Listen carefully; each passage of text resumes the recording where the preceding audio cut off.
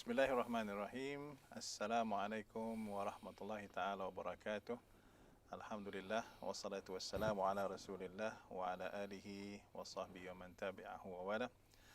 Dearest viewers, today we are going to have a discussion, a talk within the series of Future of Muslim World Talks organized by International Islamic Muslim Unity. It's a center within International Islamic University, Malaysia. We are very fortunate to have with us this afternoon Tan Sri, Dato Sri, Dr. Syed Hamid Albar, of which I will read out his CV by focusing on certain aspects of his experience. Our Tan Sri is going to discuss and talk about Southeast Asian Muslims. What can the future look like? He's a very well-versed person in the topic, being himself in various positions. Before, he held positions as ministers, minister in the Prime Minister's Department from 1990 to 1995. He was the Minister of Defense from 1995 to 1999, and then he was appointed as Minister of Foreign Affairs from 1999 to 2008, and Minister of Home Affairs from 2008 until 2009. And he also held various positions in the corporate sector. For example, he held important positions in several banks and corporations, such as BBMB, Bank Pembangunan Malaysia Berhad, and some other corporates, for example, Kuala Lumpur Kepong Berhad, and also Utusan Melayu Berhad. And last October in 2019, he was conferred the Grand Cordon of the Order of the Rising Sun from the Emperor of Japan. And he's also involved in the literati. I mean, he's a man who is producing poems and pieces of writings, and frequently appears on print and electronic media. He delivers lectures and talks at some academic institutions. And he has, of course, participated in a lot of political and current affairs programs on TV, in BBC, CNN, Al Jazeera, to name a few. And perhaps one of the most outstanding aspects of his career and contribution is his involvement in humanitarian efforts. He is actively involved in regional and global humanitarian matters since 2012 to present day. He is the council member of the Asian Peace and Reconciliation Council, and he was the former special envoy to Myanmar of the Organization of Islamic Cooperation, OIC. And he himself found the Humanity Malaysia, an NGO involved in humanitarian work in Malaysia and ASEAN, particularly in Myanmar. And finally, his contributions in the academic realm is also significant for us to mention. Currently, he is an adjunct professor of Asian Electronic University, Kuala Lumpur, and he is also an advisor of Bristol Academy, which is an English language learning center in Kuala Lumpur. And he was accorded honorary professor at Beijing Jiatong University, China, and a visiting fellow at the Oxford Center for Islamic Studies, which is an independent center of Oxford University, Oxford, United Kingdom. So a very well-rounded personality, Tan Sri, Dato Sri, Dr. Syed Hamid Albar, of which I would say that he would have the proper experience to share with us what is related to our topic this afternoon, the Southeast Asian Muslims. What can the future look like? So the stage is yours, Tan Sri. Thank you very much, Professor Akmal Kuzairi. He is my teacher at the mosque. But I think thank you for your very kind and elaborate introduction. So I'll try to do justice to your introduction. But let me say that actually I was given 3 topics to choose from by the organizer, Professor Walid. So I thought that the best would be for me to take the subject of what the future can be of Muslims in South Asia. But I didn't like the word can. So I changed it to will. What, because, you can be, it's more personalized. But if you talk about will, at least it's your imagination, how you like it to look, and not what can it look. That means there is more certainty. Yeah. So I think, so I thought the subject is very interesting, intriguing, and at times it can be quite mutable, debatable. Whatever we see, whatever statements that we make may not be necessarily accepted, because there are so many, it's a broad subject, it covers a broad spectrum of issues. And so what I will do is I will just touch a little bit of the history, and then I'll speak just a little bit about the challenges and the challenges and problem besetting the Muslims. And then I think I will interpolate from there to make my conclusions, what we have and what we should have. So I hope you will bear with me. Inshallah. And the audience also will bear with me. So I think the first thing, when you talk about the future, is it speculative? Are we trying to take the place of prophets or not? But future is always a promise. But that's what Islam is all about. It's a promise. And we are on a journey. We are on a journey living in this world.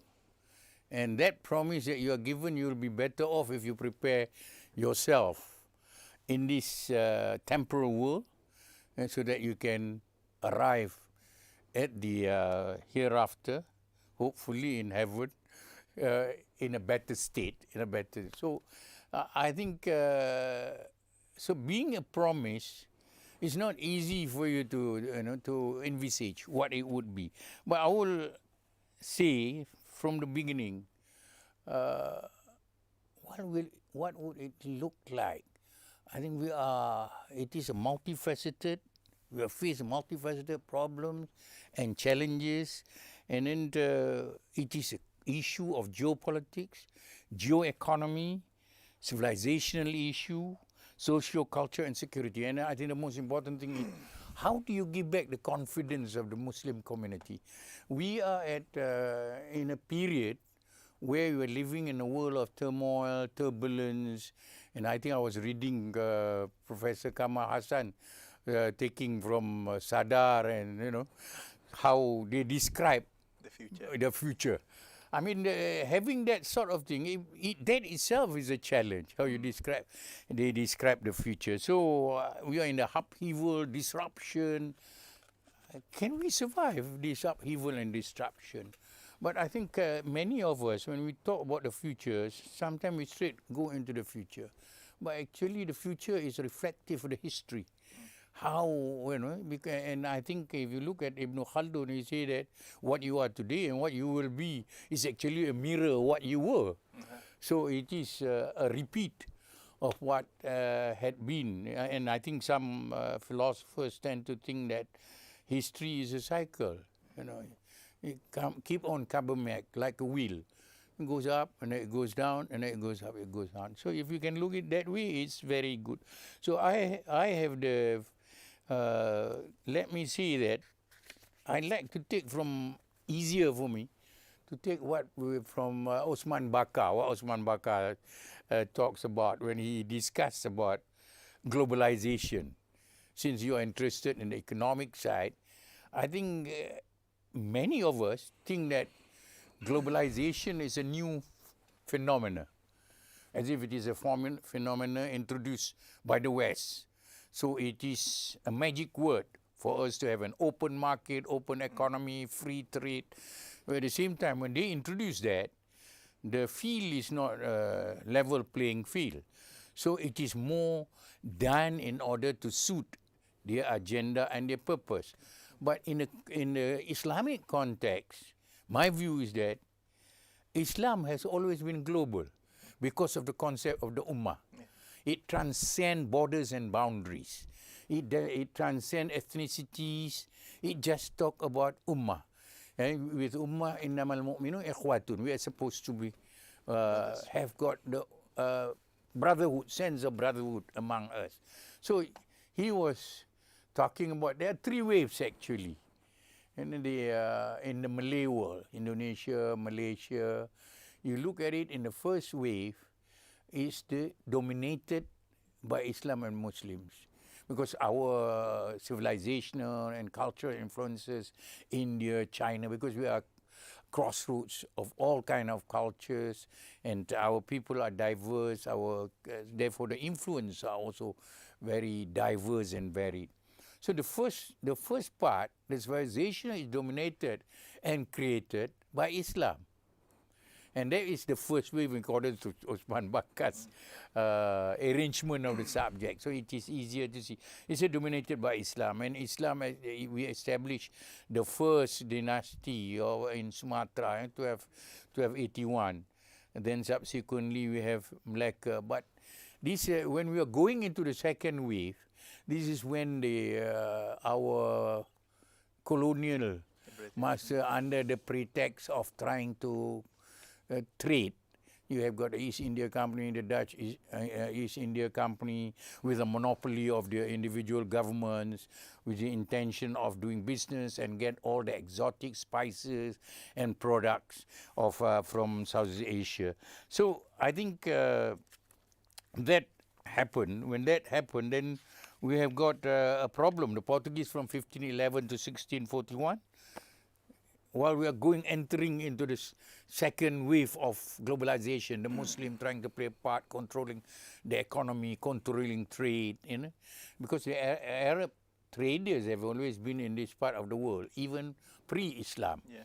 And even the Silk Road, you see the influence, because this our area, if you talk about economy, we do not need foreigners, but foreigners have to be engaged with us in order to for us to supply them the products that they can't get anywhere else but from us. So from 1511, these Portuguese, then you have got the Dutch, then you have got the British. I think total we have got 400 years of colonization.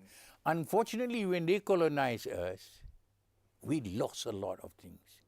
They colonized our history, they colonized our minds. So when you colonize both, it's difficult until we don't even have confidence that this trade that we used to control, we used to be the shippers, we used to send emissaries to India or China. Instead, we depend on them. And our profit margin becomes smaller and smaller. So I think if we go through these phases, it's a time that change our mind, change our sense of direction, and Islam then became the source of inspiration for them to come up during the British. And so the second wave is the wave of the entry of our colonial masters. I use the word colonial master. It's not a nice word. But the third wave is the one that we are now in. There is the US dominated. The US dominated thing, it come after I think after the Second World War. US come in, US start to play a role. They took Philippines from Spain, and they control Philippines. So I think then we are intermingled with all these things. So I think during this period, during the US, that we start to reassert ourselves as Muslims. Because I think you compare the British colonialism with the Dutch colonialism. The British colonialism, they interfered very subtly. Very subtle, beautiful. They say, we just am interested in the material world. we put our advisors, we give you advisors, we take your goods and products, we sell for you. But when it comes to after they have taken that, they say, as far as religion and custom, you control. And they know that is the least impactful for their position as a colonialist. And the rest all education, education also, the British cleverly done. If you look at it, they plan ahead. That's why I think, unfortunately, Muslims, if you look at the time of Andalusia and then you look at the time of the Osmania, when cities are open, the first thing that they do, not only creating justice in a particular place, but they invite scholars. These people educate us. The English educate us, the Dutch educate us. But we become their convenient partner when it comes to independence. I think I take, for example, in the case of Malaysia, all the aristocrat family, all the nobility, they were educated in the English system, so to negotiate is easy. They understand the British very well.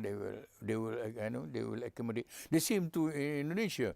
All the nobility were educated in Dutch. That's why you see that there was at the time of independence, Malaysia and Indonesia, we wanted to decide whether we should be an Islamic state or we should be a normal or secular state. Indonesia took the route of a secular state. Some people interpret, based on Tunku's statement at that time, that Malaysia is also a secular state. And yet, there is something odd about Malaya or Malaysia.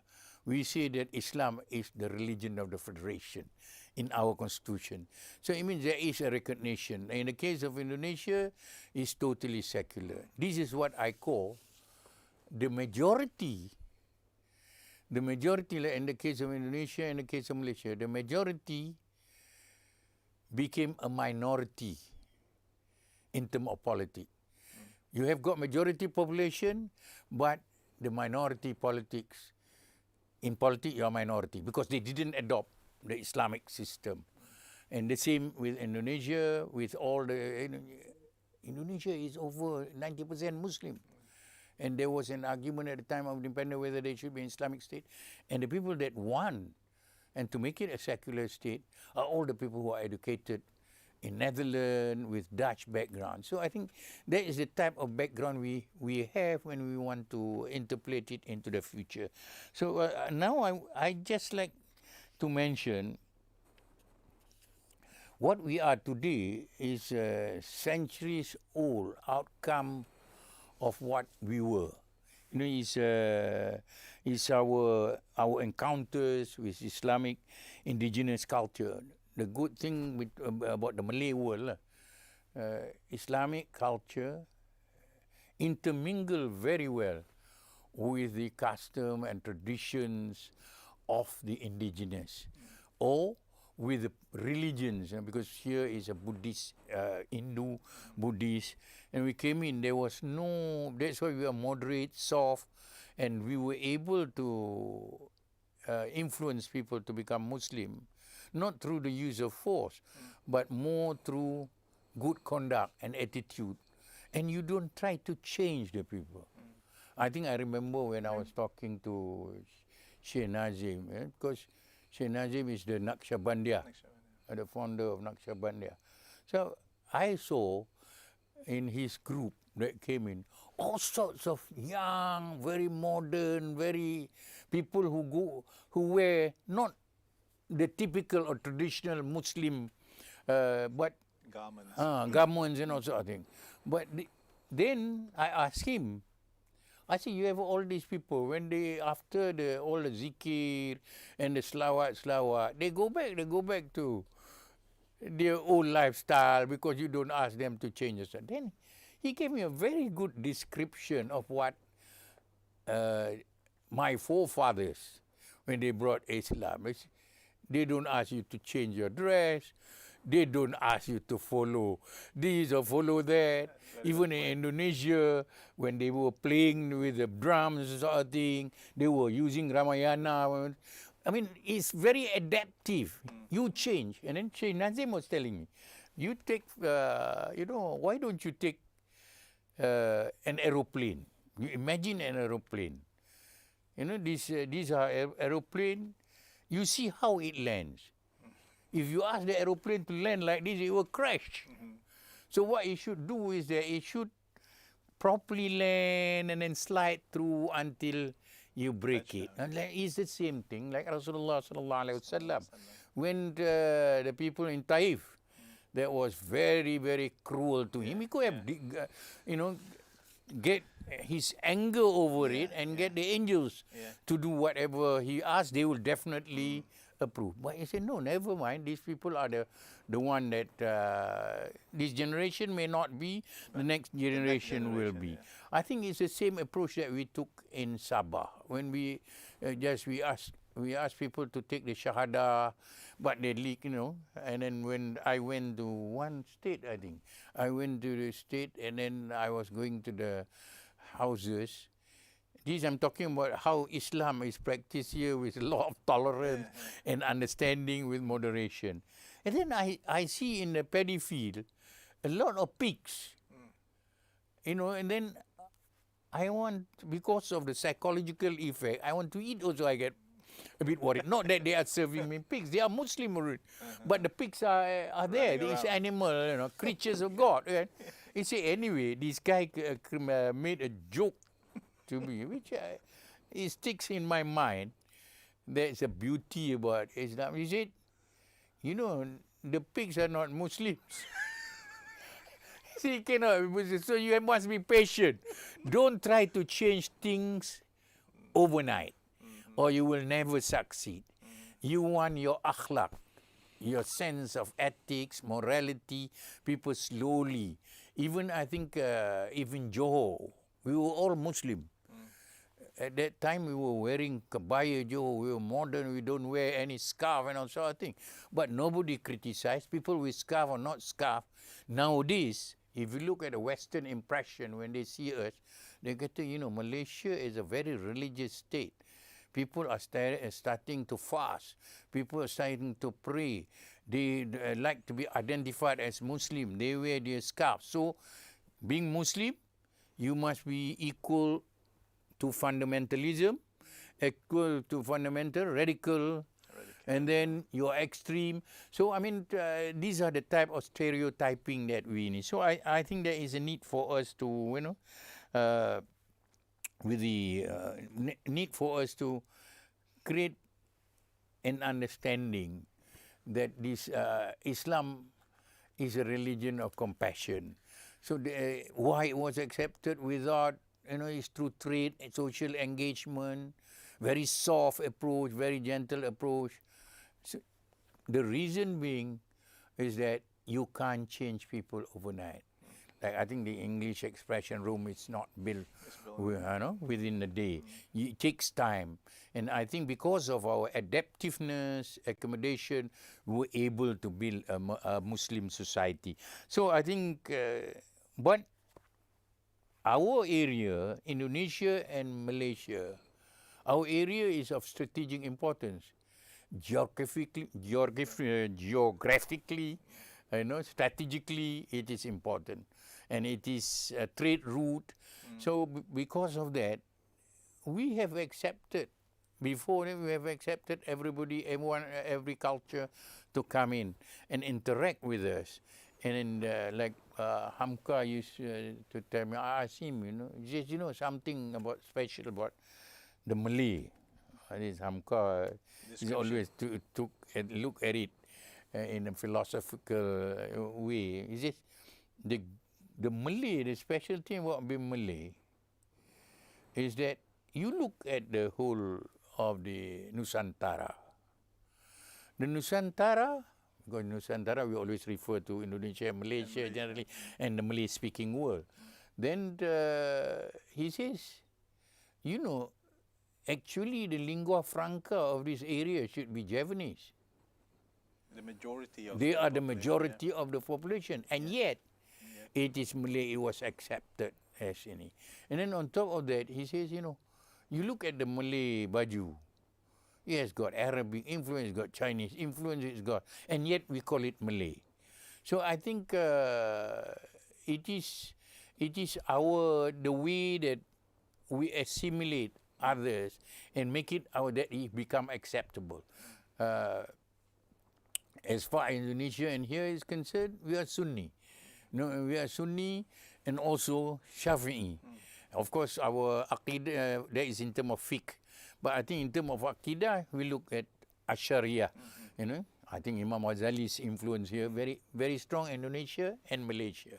So I think because of that, there was never at any time we try to, we have always, Islam have always got a soft way of expressing itself in this part, and you don't feel it, and it is, I think it's widely practiced. But now, what I am concerned when you talk about Islam is more now. There is a lot of stereotyping. You create, even now there is a lot future studies. In terms of future studies, in 1980, the Vatican did a study on the number of Muslims in the world. The study was looking at it more, what type of threat would Islam pose, and because their war is a global war. Like in Spain, they call it Muslim Moro because of the Muslim, so I think, and you can see Pew Centers always do a lot of research on the position of Muslims. They say by 2050, there will be 2.6 billion Muslims the world over. So, and in Indonesia, I think Indonesia is the biggest Muslim nation.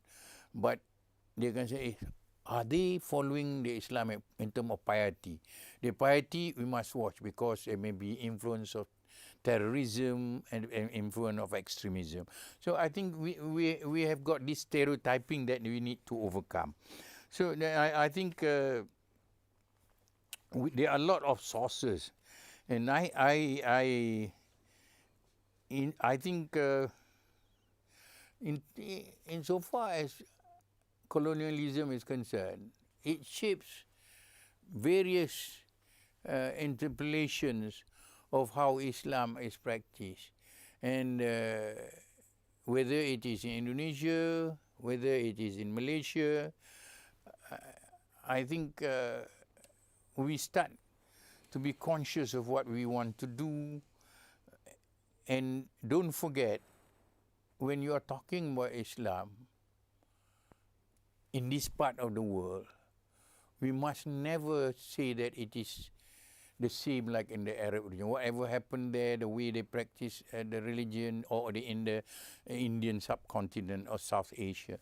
So I think the diversity, the variety of Islamic approaches and initiatives that distinguish us from the others. So I think I made that general remarks about it. I think we were controlling the economy, we lost the control of the economy. We were controlling economy, controls politics. At present, we have got a semblance of controlling politics, even in Indonesia. Indonesia have got over 80% of Muslims, but the economy is not in the Muslim hand. So I think there is a need for us to. I was looking at the figure in Malaysia, and we were able to, at the initial stage, at the beginning, we were able to bring the indigenous to, but we were not able to capture like the Chinese. Why? Because Islam is related to racial or ethnic identity. So they prefer to become, where the religious teachings, they look at it as more flexible. So with that type of background, I believe that our greatest challenge in the future, whether it is in Indonesia or here, you see Farisno describing it progressive Muslims, that Malaysia and Indonesia try to experiment. But according to him, we failed.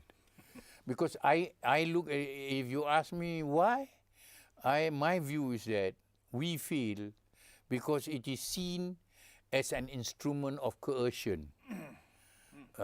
We are trying to brand the type of Islam. I know Islam promoted by the government is the right Islam. Your Islam is not right. And when in fact that is not the content of Islamic teaching. There is no, that's why I am like Islam Hadari, for example, civilizational Islam. I always ask the question, is there any part of Islam that is not civilizational? And so you can see that it's an approach to civilization, Islamic approach to civilization. But manhaj, if you say manhaj, it is more acceptable. So I think in both cases, progressive or not progressive, both Malaysia and Indonesia, when we achieve independence, we wanted to achieve two things. One is development, another is economic success. Development, economic success, we did that, and we leave the religious side of it to various organizations or various political parties or NGOs in order to focus on Islamic movements, on anything that has got to do with Islam. So as a result of that, you see in Indonesia, they have the Muhammadiyah, they have the Nahdlatul Ulama, and I look at Muhammadiyah is modernist. And when I met the president of Muhammadiyah, I mean, but at the same time, they are successful. They have implemented successful agenda. Yeah. You imagine that the government doesn't support anything to do with Islam because of its secularism. Everything must be, and they have done very well under that circumstances. And they don't produce extreme Muslim, but they produce in the universities, in the hospitals, it's a very successful. Nahdlatul Ulama is more orthodox. Yeah. Because I think Nahdlatul Ulama is trying to follow the traditional Islam. So there is always a competition between, and in our case, Hizbul Muslim was banned by the British, and then subsequently PAS came in, ABIM came in, they played that role until I think when Dr. Mahathir came in, he feels that he doesn't want PAS to be the champion of Muslim, that the government must play a role. So we have got all kinds of things, even though people criticize Islamic Bank, your organization, your Islamic University, and also I think. But so I think we have all these in front of us. These are challenges that we need to, and I think now, after the period of decay and decadence, we have never been able to get up. I think I will not go so far as in this country. If you look at B40, the most number. You look at the government program, because it concentrates on material well-being. You see, we have urbanized the Malays. They come to the city centers, they become the urban poor. Yeah. You have got prostitution, you have got drug problems, and the biggest drug problems is among the Malays who are Muslim. So, I think whatever development that is brought, it does not benefit them. So I think we need to build a more balanced society that is just, where the poor is taken care of, political leaders that we want to see in the future who are educated, who understand. They do not put themselves in front. They put the interests of the people in front. We want to have better governance. You want to have, but all these things you need to search Islam. And Islam is not against modernization, but we must not, for modernization, we must not replicate the West, as if modernization is equal to the West. So I think that is my contention, my notion of the future trends is going to be harder for the Muslims because you are fighting against Islamophobia, xenophobia, and all these things. And we ourselves become xenophobic in the recent case of illegal immigrants. We look at them, oh, they are the others. They are in danger. They are a threat. While the West also look at us, if we start to teach or have Islamic universities, are we going to produce radical Muslim? So I would like to see in the future, when I think what will the future be? The future should be, the narrative should not be determined by the West. The narrative should be our narrative. And I think because we leave the narrative to them, I find difficulty. I was asked a question when I was taking part in a forum. Is it, are you a fundamentalist? I mean, that question looked very innocent. Are you a fundamentalist? I said, yes. But little do I realize that by saying that I'm a fundamentalist, I'm therefore radical, I'm therefore extreme. So I'm therefore very conscious of political Islam. So political Islam, if it takes over, but I think, why can't we say, if in fact, when I responded, my answer was, I'm a fundamentalist as much as you are a fundamental Christian, because I adhere to the teachings of Islam. Whether you pray 5 times, I adhere to the teachings of Islam. You know, sometimes people mix up Islam between our individual responsibility in terms of human and God relation and our collective responsibility. So if they see the mosque is full of people, young people, they say we are turning to political Islam, we are turning to extremism. So why can't we say that fundamental is a good thing to happen? If you are a fundamentalist, then you will be, what's that? Moderate, you take the middle road, you do not, you follow what the Quran say. We created you of all different races, different tribes, so then you learn to love and understand each other, not for us to be in conflict with each other. So that's my view of the future. I would tell you what is the competition. I'm going to try to say that I've written something where I consider as the 3-pronged categories of Muslim in Indonesia and Malaysia. One is the extreme group. Presently. Okay. And the future also going to be the same. We are going to have this not the presence of the same people. You are going to have the extreme group. But this extreme group should not be put in the forefront because they are minute minority. And why should they, they are, of course they are sympathizers. But the sympathizing is because of the environment of the world. You see, after the Palestinian issue, you see the bombing of Iraq, you see the Afghanistan. So all these things create this group of people, and these are at the forefront. This will be the picture of the day. You will see Malaysian as well as Indonesian who go to fight for their fellow Islamic Muslim who have been oppressed, persecuted.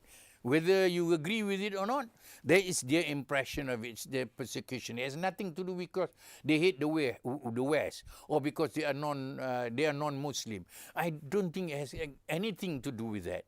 It's just simply that they want justice. They want a balance to be created. They want good people to, and they feel that the like bodies like United Nations.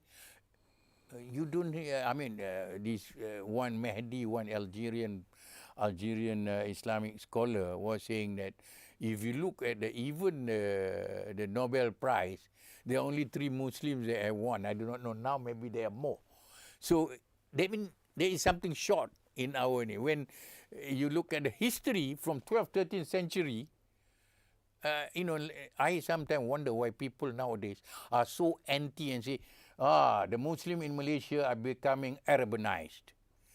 Aren't we being anglicized or westernized by wearing this type of dresses? Why are we so concerned about being, all the scholars, the top scholars before, all with turbans and all sort of things. And Arabic was learned, translated, Greek knowledge, whatever knowledge you have, are all from the Muslims. But unfortunately, when we are colonized, then we started when we get divided. Indonesia and Malaysia, I think their greatest struggle would be, how do you want to keep unity of the Muslim? How do we inculcate the feelings of ummah? Kita ni brotherhood, there's ukhuwah yang tebal, ni ikhwatun kan. So if we can create that, then there will be common problems. Then maybe we can exchange our intellectual, we can exchange discourse. Now even Malaysia and Indonesia, where Malaysia is the same ethnic group with the Indonesian, but they will question, where do you get your national song?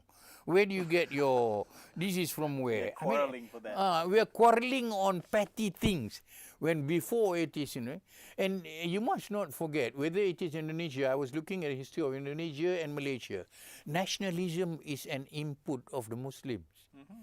Islam was the one that creates a national feeling that got everybody together. Indonesia, if you look at the Sultan Jogja, you look at Sultan Syed, he gave everything, his wealth and everything for the fight for independence. But they lost out when they became independent because the leaders are all leaders. They have been trained through Western secular education. So the Muslim lose out every time because at the mainstream, when it comes to finishing, I think I remember you saying, beginning must be good. And then the second part, beginning good, the pertengahan also good. And you the said ending. the most important, I think you stress that, the most important is the ending. At present, where both Indonesia and Malaysian Muslims are concerned, the ending is not that good. We have contributed so much. And in fact, I think there should be more studies or future studies done by Muslims. Not, because after all, Muslim countries are funding all these studies through various bodies. So I think it's not good. There is one group. You have the extremist group that we are going to face. There's another group. Malaysia and Indonesia have got the same thing. This is the group that want to follow Ihdinas Siratal Mustaqim, the right path. The right path to heaven on our journey, to our final journey, following the Quran and Sunnah. And then this group, unfortunately, they are disadvantaged by being seen as an extremist and fundamental group. So they tend to become silent majority because of their fear of being identification. So they are a large silent majority, but they lose out in the political game because they don't want to be seen or they do not want to be identified as an extremist or fundamentalist. The third group, this is the most dangerous. I think when I was looking at the start of the Ottoman, and then when I was studying Ibn Khaldun thing on camaraderie, the group feeling, I think nowadays it's not difficult for us to break the group feeling. You don't have to be an outsider to break the group feeling.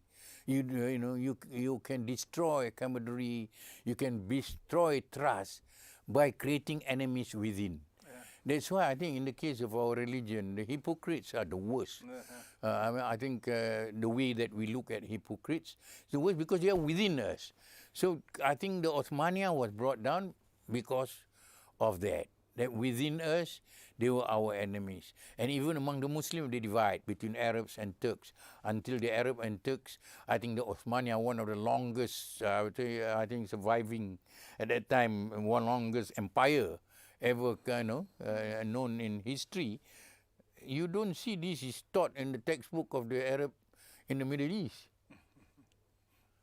As if they have not contributed anything. So I think that is in it. So I think the most difficult group, the third group, I divide into three categories. One is the extremists, the other one is the Muslim who want to follow the right path. They can be modernist, they can be progressive in this group. But the worst of us all are the liberals. Liberals in the case. That's why when, what will the future be like in Indonesia? Indonesia, I am in a very confused position. You can have in one house a person who is a Hindu, a person who is a Buddhist, person who is a Muslim, and then you don't have to convert when you know. Get married. So get married and also I think, and your children have got a right. You know, I agree in all this freedom, democracy, good governance, but I think there must be code of conduct and rules that we must follow once we become a member of society. I know of a friend who built this in Indonesia, which I, as a former foreign minister, shouldn't mention. But you know, he says that when I see, you know, recently I saw some video that they say that, you know, it's all right for you to try eating pork because you're liberal. I'm a Muslim, but I'm liberal. It is all right for you to have a bar in the house and drink because you are liberal. I'm Muslim, but I'm liberal. So I think these are the group that we will have. They interpret religion. The problem is they interpret religion based on their own logic without the knowledge. I think all of us undergo, in order for us to be successful in whatever pursuit of knowledge, we have authority, we have professors that teach us, we have got people who are experts on certain areas.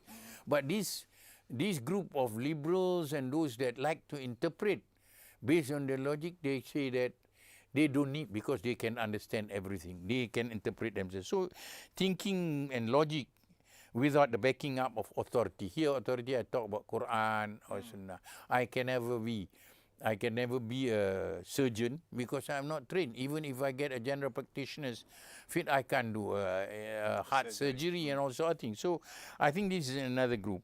So future of South Asian Muslim, I think will be impacted by this. So this competition, it will the impact of this competition, and we have to be very careful because this competition can be peaceful, which creates an environment of stability, political stability, or it can be physical. And then it will interfere with the peace security of our region. So it's a competition for them to be able to influence the population. So masing-masing, each one of them taking their own. It can be aggressive, I mentioned, physical. If it will happen, the whole region will be up in war. So there is a need also to recognize the external forces and dynamics.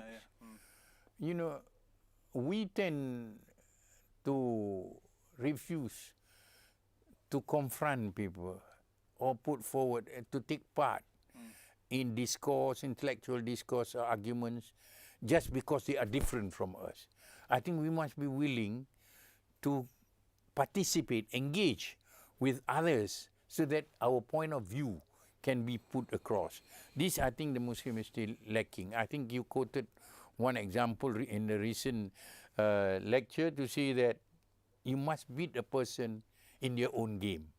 If you don't want to play the game, you'll always be outside. You'll always be at the peripheries. So you must be willing to be engaged. So I think that there is a type of thing. So external forces, and I think even though I like to be very moderate, I like to be very accommodative, I think we need to make, there is an, I like to use the word I think. There is a need for us to know our threats. You know, just like a SWOT analysis kind. At present, we tend to think that everybody is sincere and honest to us. We must always look at the underlying factors. We must always understand, and I think this has, in this particular case, has happened in the case of Malaysia, in the case of the Christian missionaries, say, for example. I think has created a lot.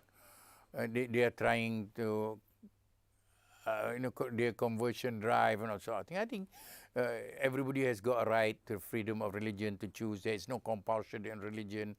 But what has kept these two areas is when there is no competition or conflict. You see the conflict in Indonesia, in Moluccas, in Ambon. You see all these conflict, the conflict between in Kalimantan. So we need to manage all this conflict, and I think there is a necessity for us to be able to project the image of moderation, balance, justice, that we can live together like we were before, with other religious groups, with other ethnic groups, into something that can bring, So there is, I think, difference of concept of today. Finally, I would just like to say, we have a problem with the concept of nation state. After the Treaty of Westphalia, the concept of nation state is based on national interest, while the concept of the Ummah is not based on national interest but ummatic interest. So you see that people in Rohingya, in Myanmar, and the Rakhine will not be able to defend them, will not be able to defend the Uyghur, will not be able to defend the Kashmiri, because national interests dictate us. Yeah. So I think definitely there is a need for an approach or initiative that we can play as we are supposed to be the witness to all the good things.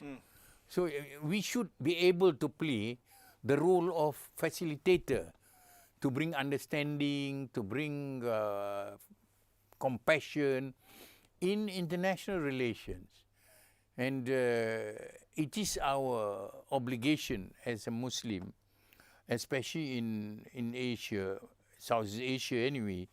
We are the biggest group. I think by 2050 or 2030, they say that Pakistan is going to become the biggest Muslim nation, India is second, Indonesia is going to be third.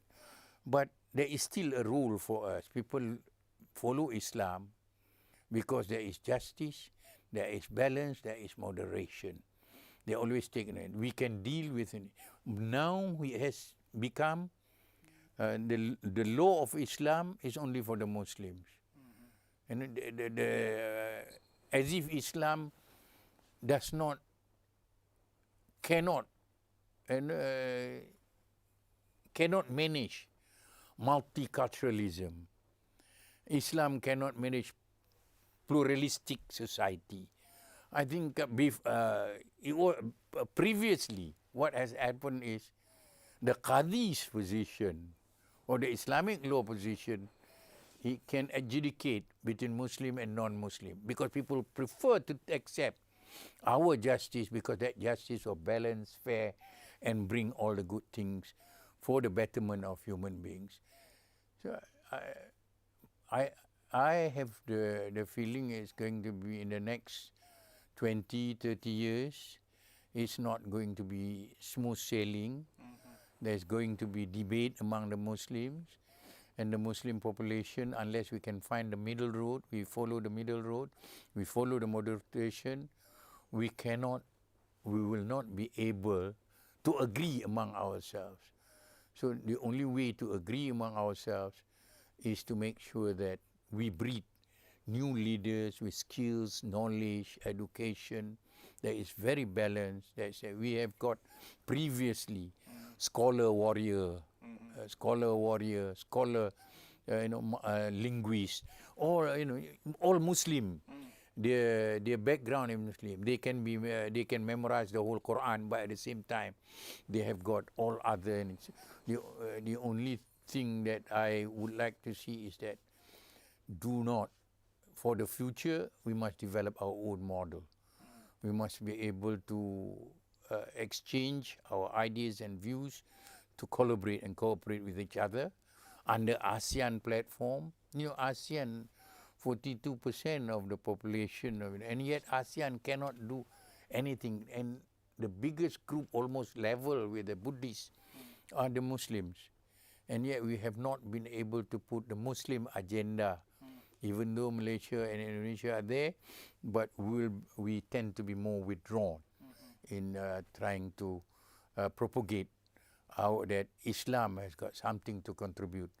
So in that way, if you ask me, I would say that in some ways I am optimistic, in other ways I am pessimistic about it, unless the Muslim get hold of ourselves, and we prepare, we produce, we plan, we strategize. We prepare, we produce, we plan, we strategize. So if we don't do that, and then we wait for others to Take over. dictate, determine, and they will take over. And then this is a natural phenomena. Any human beings that leave things to others to decide for them, they will be the one that will be the leaders. We need leaders.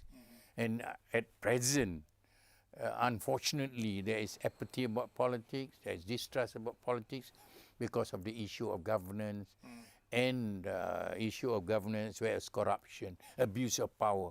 And these are mostly in the Muslim world. And as far as the Muslim worldview is concerned, we are a bit confused at present, whether we should become more extreme, more radical as the West wants us to be, when we are looking at the end of the Arab position or the Muslim position on Israel. Suddenly, without any trade-off or anything, no political or strategic gain or benefit, we see the recognition. Israel will be dictating the whole of the Middle East region. Usually people in our part of the world have got stronger feelings about what is happening in Palestine, what is happening in Syria, what is happening in Yemen, what is happening in other parts of the Muslim, in Afghanistan, Iraq. So I think we need to orientate our mindset that we have to see what can we do in order to bring back dignity. How do we fight against moral decadence, ethical issues, the change of the values of the Muslim, and we want to be successful materially without us combining it with the spiritual success.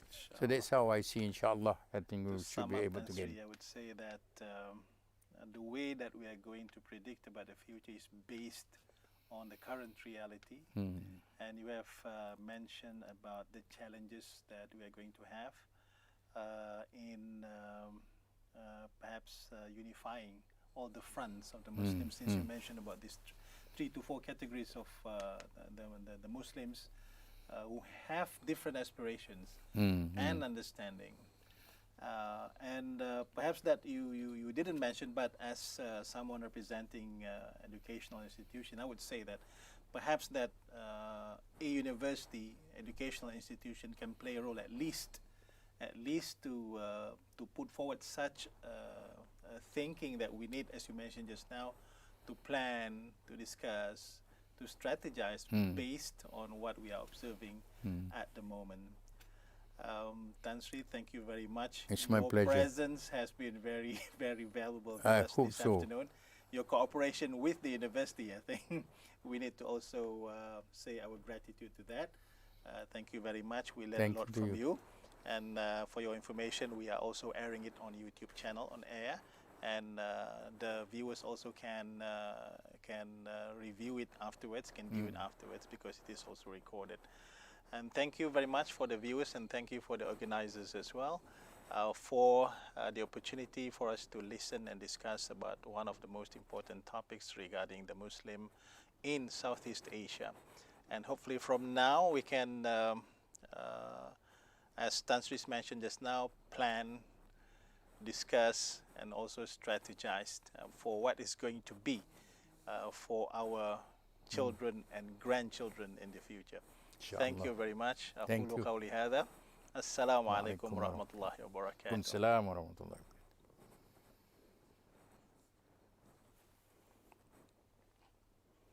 Tepat, Tan Sri. Kasih tengok jam. Tak. Serius? Huh? Serius? I didn't see, boy.